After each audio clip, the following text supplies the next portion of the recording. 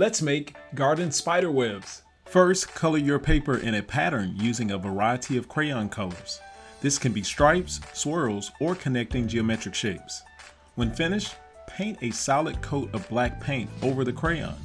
Wait until the first layer is dry and paint a second layer. Ready for a creativity tip? Beginning at the center of your web design, use a paper clip to scratch away the black paint to reveal the color underneath.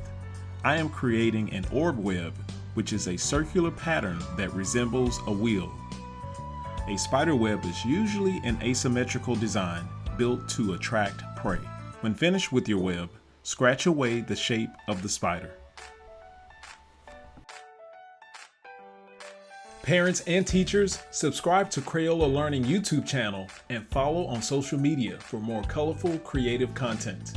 Thank you for letting your ideas shine today and stay colorful with creativity tips.